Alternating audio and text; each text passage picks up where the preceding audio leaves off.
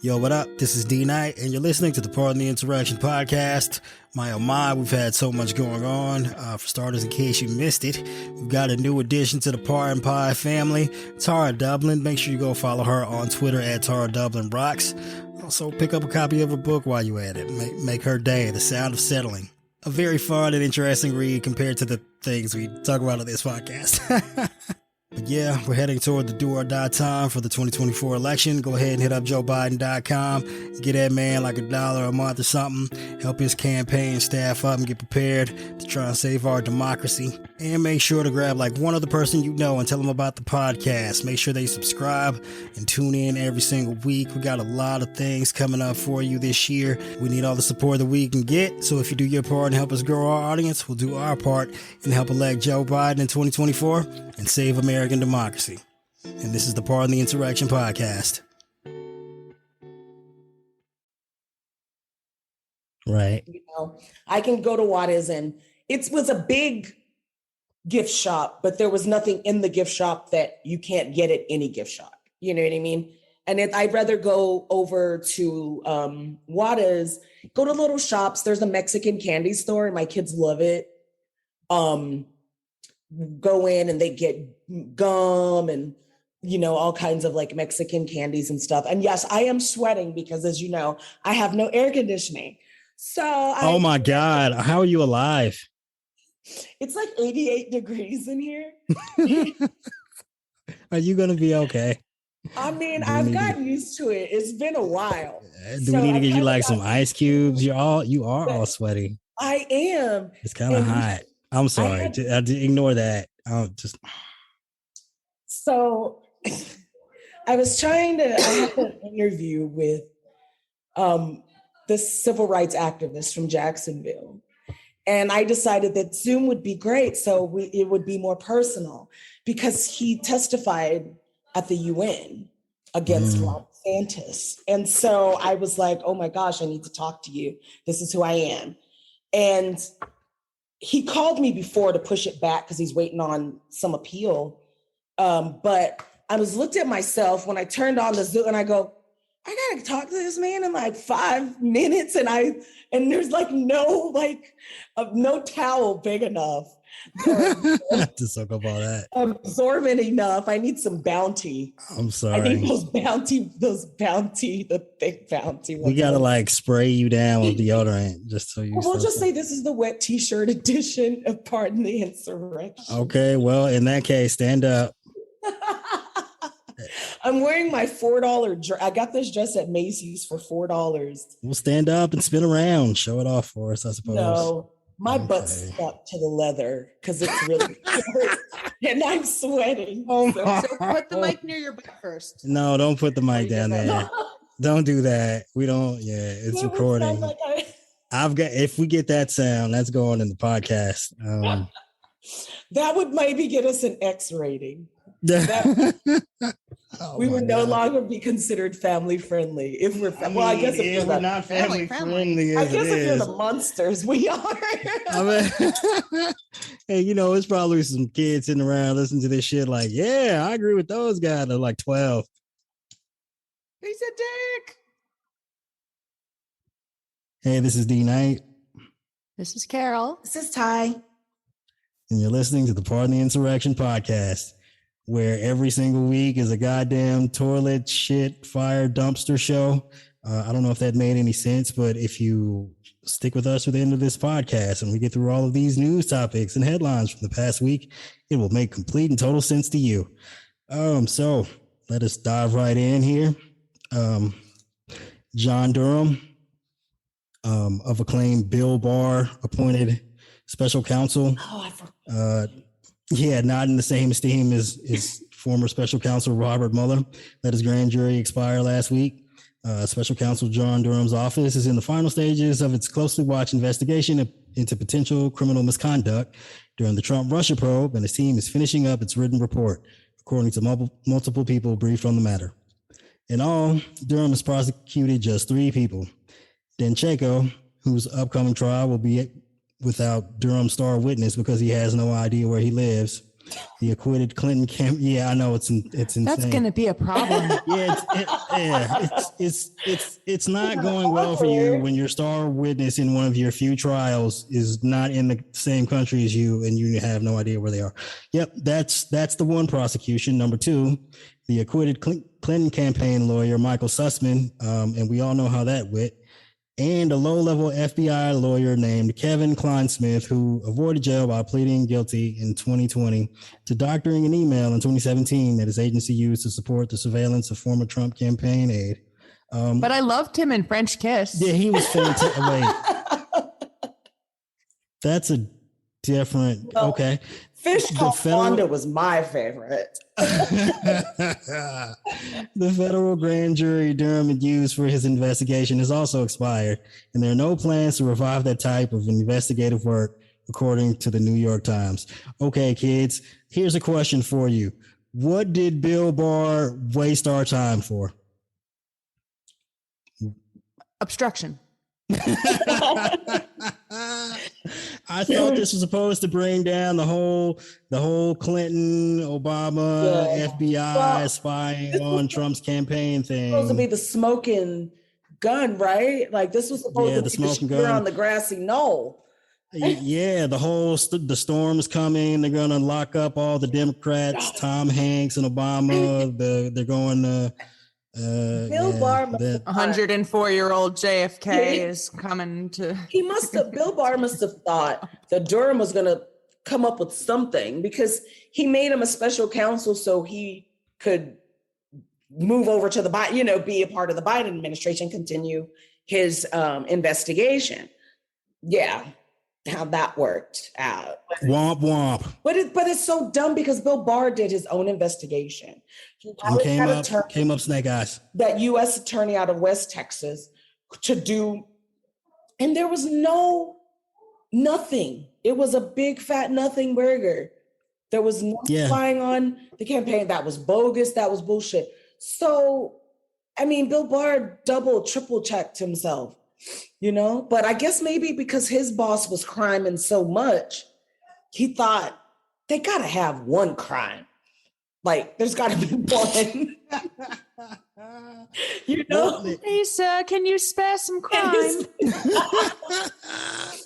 Well, I mean, this concludes the investigation into the investigators, and it turns out that everyone did their job to a T. There was no foul play. They didn't try and fake any of the information that they use in the Mueller prosecutions. Basically, all the information that was released in the Mueller report has gone undisputed, even according to John Durham, and that is that, right? I mean, years wasted, dollars down the drain, and they came up snake eyes. What'll happen if I take 5 melatonin gummies? I just over at these. I got these for my kids.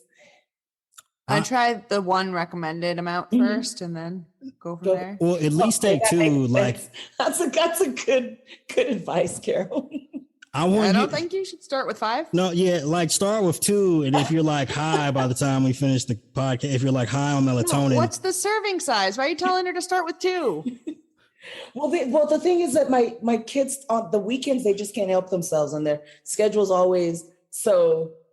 Getting them back on track. So go, I'm going to get some. Yeah. For them. Well, 5 milligrams isn't that much. They have up to 15 milligrams. So 2 can't hurt. Kid ones, they're only 1 milligram. I want you to get lit off this melatonin, yo. Pop that shit like an edible, homie. I also have a I took 150 grams of Benadryl. Ooh, that's going to be fun. Yeah, go ahead. Not today. Get that melatonin out. And put that melatonin in your mouth, Ty. Those gummies look really. Okay, I made that a little too erotic. All right, on to subpoenas. There's just more and more subpoenas. The Justice Department has issued some 40 subpoenas to aides of former President Donald Trump regarding his efforts to overturn the 2020 presidential elections. 40 subpoenas, just so that's clear. That's a gigantic number. Among those matters that investigate... A gigantic subpoena. My subpoenas is bigger than yours. Among matters that investigators are reportedly looking into, I can't read anymore. Thank you. Among the matters that investigators are looking into are Trump's post-election fundraising, as well as his efforts to overturn the election by appointing false electors. As Politico, shout out to Politico for this quote, previously reported, a grand jury issued subpoenas last week seeking information about Trump's Save America PAC. On his show on Monday night, Fox News host Tucker Carlson said that he obtained a copy of the subpoena that was issued and that it pertained to any claim that the vice president and or the president of the Senate had the authority to reject or choose not to count presidential electors. All right, for starters, 40 subpoenas is a lot. I would say that the Justice Department isn't necessarily wrapping up its investigation and is probably closer to the beginning than the end. What say you two on that idea? I mean, yeah, they must be closer to the beginning to be casting such a wide net, and they're just going for the aides and stuff. I mean, sounds like they're starting low.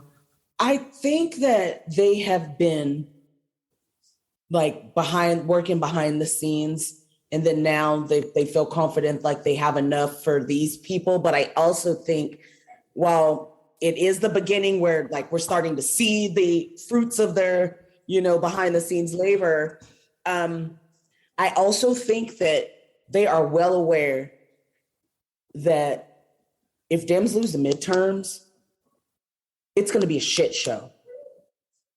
Every investigation, like they are up against the clock.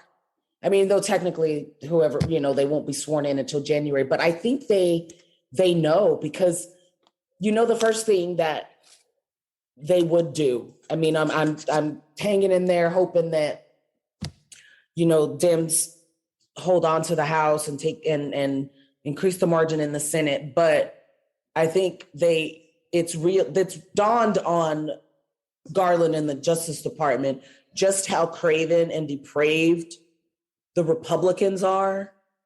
And there will be no bipartisan. There will be no like this is their shot. This is it. And while they're being careful because you don't want to just charge anybody and then have the person be acquitted, they also know that they've got to step it up. And I think they're going for the people that they have the most solid information implicating them. Right. And they're going to just try to get those dominoes falling. But I think the more that these lower level people see, like the Hirschmans and these people that were White House counsel, parts of Trump's inner circle, then they're like, whoa, they're not just coming after the little guy. Any of us can be implicated. This is serious. And then when they see someone being arrested, of like Steve Bannon being perp walked, which is still one of my favorite, I go to sleep to it, the vision. Yeah, I rub one out to that one regularly too. But I think it's kind of putting the fear in some of them, and they're just realizing that it was fun. We were going on along for this crazy ride, but this is nuts now. So I'm hoping that it brings a lot, especially by Christmas. I think that I've watched some ads today. I haven't seen one Beto ad. Because all the stations here in El Paso, they're like Sinclair owned.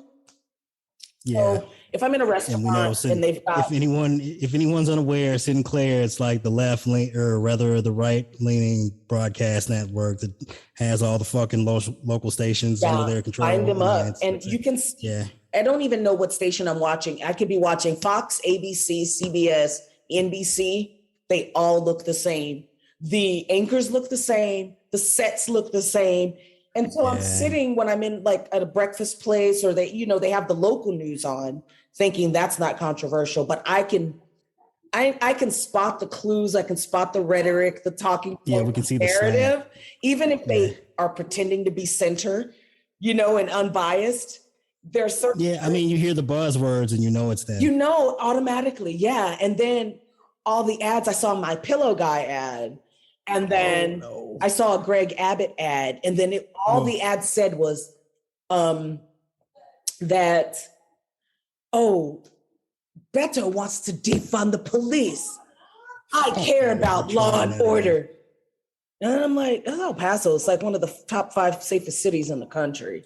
Like, we're fine here. And well, it's, but the thing is they're making people that live here, that go to Juarez like I do, and there's 3 people coming over. We know that there's no crisis of people overrun, running the city, but it still works with the people. That's just what it's, I don't know. That's what. Yeah, the misinformation is strong with them. They make it work for them. They do a good job. Beto is going down. The more ads Abbott puts, Beto's dropped down to like 37%. Well, that just lets you know misinformation is effective. Taking out of context photos and information and putting them out there and putting their own spin on it to get the message across that they want. It works. But it works very well. I think that where they were doing door knocking here, and I get these text messages, and they were like, oh, turf lawns, there are people whose lawns are cut, and it lets you know whose house to go knock on. And when I was knocking for Veronica Escobar, and then I was looking at the Ross. Who? Veronica, she's our representative here in El Paso. No. And so I'm not familiar with her work. She does a lot for veterans. She sponsored a lot of legislation for veterans, for women, for like mental health, for spouses and children of veterans to get them their help they need, like medically or mentally. So she's really, really big on that. And so I really appreciate what she does for the military community here, because Fort Bliss is El Paso's biggest employer. Employs most people here. So okay, if you'd like to follow Veronica Escobar, she is at Rep Escobar on Twitter. Yes, she is. Yeah. She's amazing. She really is. She's a fighter. Her office is right next to the CASA offices. Oh, that's convenient. The CASA office, because whenever I have to go up there, I pass her office. Oh, you see her office on the way. Okay, well, keeping in with that theme, let's bring up some inhumane treatment of the migrant community as it pertains to Ron DeSantis. Apparently, a Texas sheriff on Monday opened up an investigation into the legality of Governor Ron DeSantis's recent move to fly dozens of mostly Venezuelan migrants to Martha's Vineyard. Quote, unquote, someone saw fit to come from another state, hunt them down, prey upon them, and then take advantage of their desperate situation just for the sake of political theater, just for the sake of making a statement. The sheriff, whose name is Salazar, told reporters Monday, I believe people need to be held accountable for it to the most extent possible, I would imagine. The DeSantis administration last week paid an aviation company $615,000, which is an absurd amount of money, to transport some 48 migrants from San Antonio, located in Bexar County, to the elite vacation enclave in Massachusetts. The Republican-led Florida legislature had approved $12 million this spring for moving migrants out of Florida to other states, something DeSantis is now capitalizing on as he seeks re-election this fall. The asylum-seeking migrants were lured with fake pamphlets and promises of jobs, housing, and aid, and flown to Martha's Vineyard without having informed anyone on the ground as to their arrival in the middle of the night. The community there pitched together to provide them shelter and food on short notice. Okay. $615,000, 2 charter flights. The math doesn't add up there. That seems like money laundering, for one. 2, this seems like a ridiculous political stunt by DeSantis to move immigrants who weren't even from his state to another state in order to change the news cycle from covering the fallout from the Supreme Court's decision on Roe v. Wade to something that they believe is more favorable, like the arguments about immigration. And 3, kids, how much trouble is Ron DeSantis going to be in for using false promises and misinformation to lure some unsuspecting people and traffic them across the country? Carol. That's right. I'm the legal expert. That's correct. You are. As the software licensing attorney. Stop telling people what kind of legal expert you are. And all the other lawyers are listening and they're like, stupid. You don't know. And I would say if there was like a real justice served for people like him, that he's seriously in trouble. If it's not kidnapping or human trafficking, he's got possible embezzlement and money laundering. He's going to be investigated because people are demanding he's investigated. So we'll see. I don't expect Garland to say anything about it unless he has, evidence to start bringing people in to testify. I 100% guarantee you they've opened a case already. You think so? Yeah. You know what? Yeah, I'm inclined to agree with you, D. I think they have to. I think Garland is I think he's over it.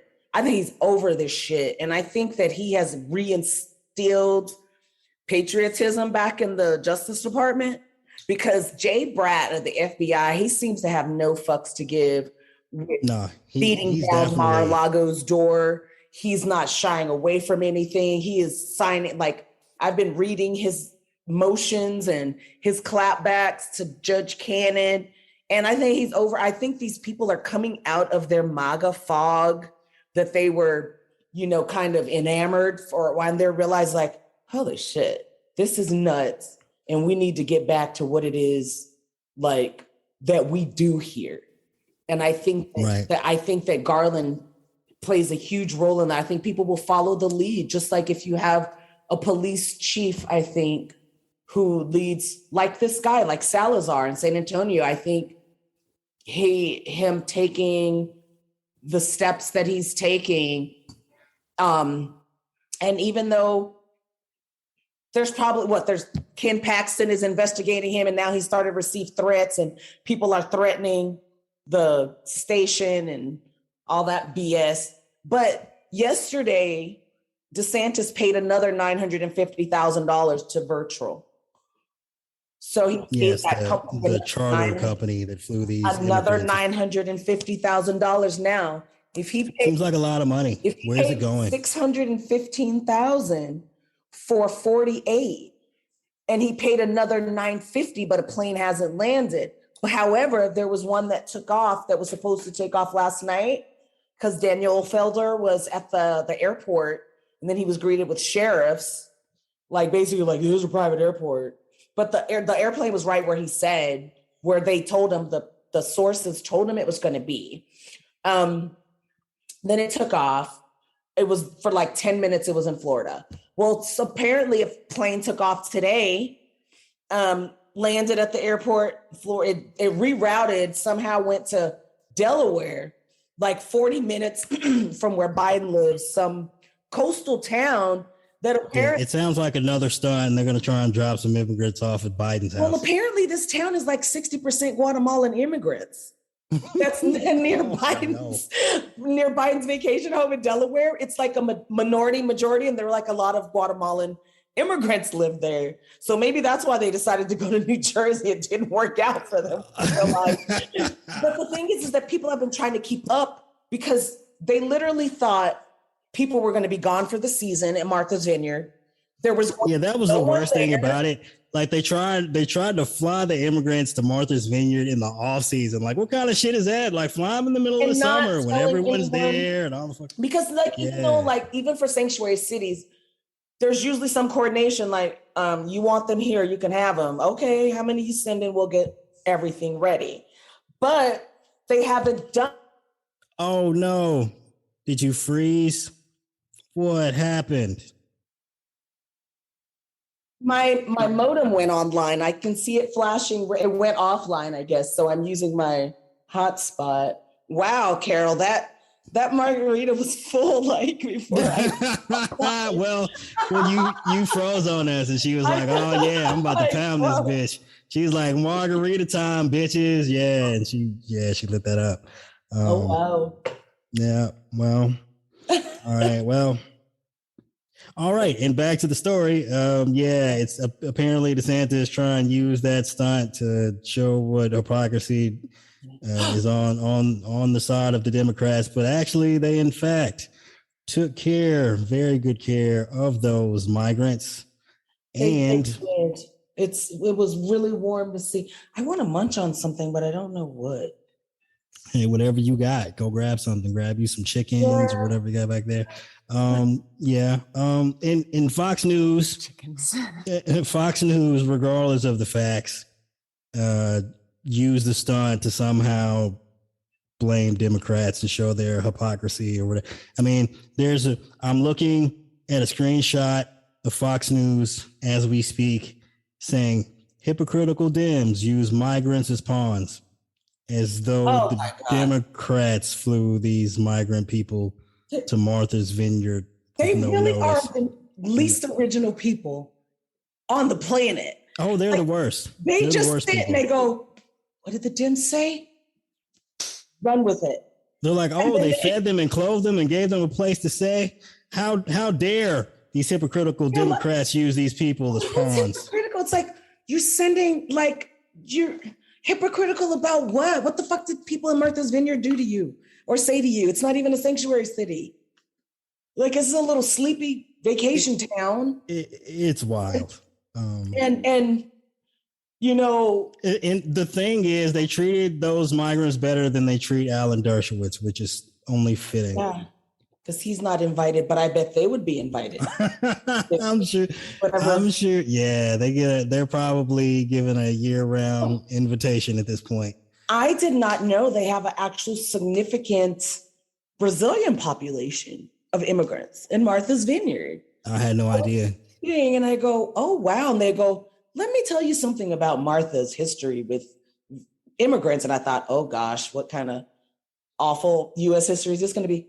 And then, it went into, and I was reading and I go, wow. And they were like, through the generations that people have intermarried. But yeah, they have a big, strong. And then apparently in Florida, they have a large Venezuelan communities. They do. They have a lot of South American communities in Florida. You know, you have Argentinians, because Spanish speaking people are not monolithic. They come from all over the globe, you know? True. So,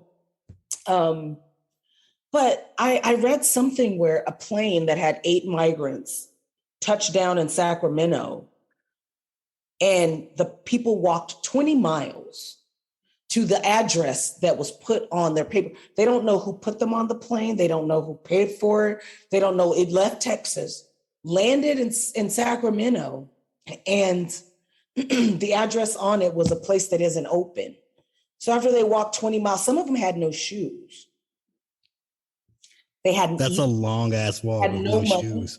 They hadn't eaten. They were trying to get to the address that was put on their thing where they were told they needed to go for their hearing or to register, or, these people will give you food, whatever. Right. Which all of that shit was a lie. Even the immigration hearings.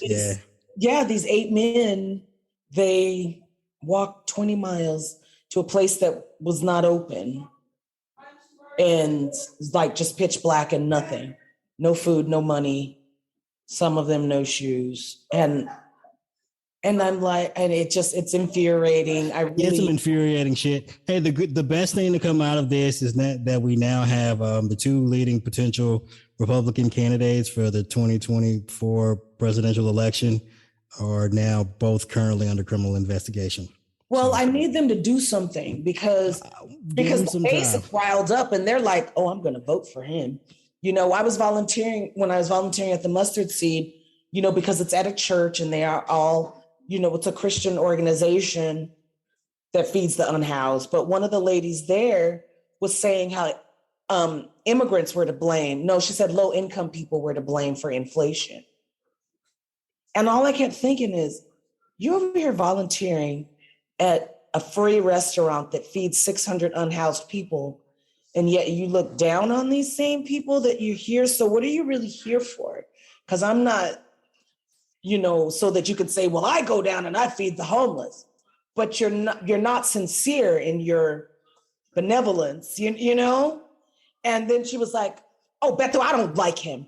And I go, why? Like, I just don't like him. And then I mentioned Veronica Escobar. I don't like her either. I go, well, why not? Like, there's the lady that's running against her. All she does is just put these signs up. And it has Veronica Escobar, and then it has a circle with a line through it. That was all she could muster to run on. That's compelling. That was all she could. And then I noticed this subliminal stuff because I'm obsessed with it. All the Republican signs are red, white, and blue, some variant of red, white, and blue. And I realized that it's a subliminal thing, that the lady on her shirt was like red. And by subliminal, you mean like super heavy-handed? Yeah, and then it's just red, white, and blue. Blanca Trout, that's one of the ladies' names. And she's got these crazy eyes. She reminds me of like a blonde Carrie Lake. Maybe not that crazy, but she's definitely nuts. But I see her. Oh, no. I see her little signs popping up more now. She must have a little extra money. You're gonna leave Carrie Lake's eyes alone because it was like her little 5x11 things weren't cutting it. But I'm looking at it, and then the lady who told Olivia, Juliana, she goes, when she was like, I'd rather walk barefoot through El Paso with migrants. She goes, you're not welcome here. And I'm like, lady, you don't know El Paso because everybody's welcome here. You know, I'm like, that's not what we do here. This is one of the most welcoming cities I've ever lived in. A very diverse and inclusive community. Yeah, and then everything, like her little video has been hate. And then she's like, these immigrants. I said, so you're talking around them. Because your middle name is Hispanic. So you're a Latina. And you are sitting here denigrating people who keep our economy running here on the border. Oh, absolutely. None of these construction companies could work and be building the way they're building without the labor. Everyone's lawn would look like mine. I mean, just ask these people where their food comes from, for Christ's sakes. Exactly. And then here in the Upper Valley, we have a lot of farms and stuff out here. So, but I'm just like, lady, we don't need your kind of hate here. But we have people that they just see a D and an R. And I almost think that people shouldn't be allowed to put it. I was thinking about that. I think people should have to run solely on issues. And that's it. So a person at this point, like, I like the D and the R because I just know, there's an R, not voting for that. But I'm saying I need to listen to them speak because I have a long memory for bullshit. And I mean, that's fair. Gaslit. And when I feel like the time for that is a primary. When you're watching a debate, like when I was watching Jamie Harrison debate Lindsey Graham, and he said the exact same thing that Martha McSally said, which Kelly Loeffler said, they all just go, my opponent's a radical left dim, and they just want to see the squad's agenda. And I go, you're talking about 4 junior Congress people out of 535. They don't have any clout. Like, no, absolutely not. They have even less now than they used to because Biden's done such a good job of like unifying people under his banner. Like, I mean, like, what is the squad at this point? I mean, because they're so obsessed with AOC. You know, I kind of keep up with her and watch her in hearings, but the other 3, I know that Ayanna Presley's doing a lot with maternal mortality and healthcare. She's making herself useful. I appreciate that. She's doing a lot. Yeah, it's called the Momnibus bill for African American women and protecting them in healthcare and childbirth and stuff. I know that she's working. Okay, so I take my previous comments disparaging the squad back. Like, they do occasionally do some great work. The Momnibus for sure being some fairly progressive and useful legislation. Absolutely. Take it back. Good job, kids. You're doing great work. Okay, look, on to the next topic. The Pillow Man had his phone seized. Mike, it was great. Mike Lindell, the pillow salesman who became an enthusiastic mouthpiece for Donald Trump's lie about the stolen election, and said he was forced to hand his phone to FBI agents who surrounded him at a fast food drive-thru. The incident happened on Tuesday as Lindell, chief executive of MyPillow, was in a line at a branch of Hardee's in Mankato, Minnesota. His home, I hope I pronounced that right. I can't remember. Like, oh man, Minnesota. Minnesota, his hometown, following a hunting trip. Cars pulled up in front of us, to the side of us, and behind us. And I said, those are either bad guys or they're the FBI. The conspiracy theorist said on his internet show, The Lindell Report. I did not actually know before reading up on this that he had a regular show. I'm the pillow dude. Okay, anyway. Well, it turns out they were the FBI. Lindell said the agents questioned him about Tina Peters, a fellow election denier facing criminal charges in Colorado for tampering with voting machinery as a county clerk, and who in June lost a Republican primary to become the state's top election official. Lindell campaigned for Peters, who in May was removed by a judge from running elections in Mesa County, and who is herself facing numerous criminal charges. While speaking to Steve Bannon on his War Room podcast, Steve Bannon, who was also indicted, Lindell said he runs multiple businesses through his phone, complaining that he no longer had access to the accounts that allowed him to transfer money between businesses. It seems like a terrible way to run your fucking company. Lindell also said that he would almost prefer to be arrested by the FBI than to have his phone confiscated. The FBI would be happy to grant that wish. Lindell must also face a defamation suit filed by a voting machine maker, Smartmatic Corp., that was falsely accused of participating in a conspiracy to rig the 2020 election against former President Donald Trump. Okay, this is where we get our Hardee's sponsorship, guys. How many times have you eaten at Hardee's since the news broke that the FBI came and got Mike Lindell shit at the Hardee's drive-thru? I myself have been to Hardee's 2 times since then. Have you? No, well, we have Carl's Jr. here, which is same thing. You can get the Carl's Jr. sponsorship. I'll take the Hardee's. I got the breakfast platter with bacon and the biscuits and gravy. That shit was fucking delicious, yo. It was amazing. And the hash browns, all the little round ones, where you put a little bit of ketchup on there. Shit is fantastic. Wash it down with some sweet tea. That's like some oh yeah, so good, so good. And also, Hardee's took the time to post on their Twitter account following the incident that people should come and enjoy their pillowy biscuits. I love the trolling. That was brilliant. But you know, at first, next level. When Mike Lindell said that they took his phone and told him, "Don't tell anybody," and I thought, dude, that was your drug dealer. Like that was taking your phone as collateral because you owe him. That was not the FBI. It was the FBI. You know, when you're tweaking, everybody's the FBI. When he's peeking through the blinds and he's looking through the job, he was probably talking about. But what was it on Goodfellas when they're like, "Do you see that helicopter there?" I bet he was. He probably didn't know if it was his plug, if it was the. Yeah, I mean, that's the thing. Like, there's no telling what he thought was going on. But it was He's like, man, I'm just trying to get my burger and I'm getting surrounded by all these cars. Like, what is going on? Like, did I pay my drug dealer bill? Like, I don't know how they keep up with that. Like, you run up a tab with this. All he wanted was probably a triple cheeseburger and a milkshake. Hey, Carol, how bad is it when you have your phone seized by the FBI at a fast food drive-thru? Like, what has gone so terribly wrong in your life when you've reached that point? Well, from a legal perspective, I mean, if you've committed a lesser crime, they wouldn't take your phone away at anything below a mid-range steakhouse. So if they take it away at a Hardee's, you know you're really fucked. You're really fucked if it's Hardee's. Okay, got it. That's I learned that in law school. So if it was a low level felony, they would have caught him in like a Benihana's or something where you could be like, oh, it's a little bit more upscale. That's exactly right.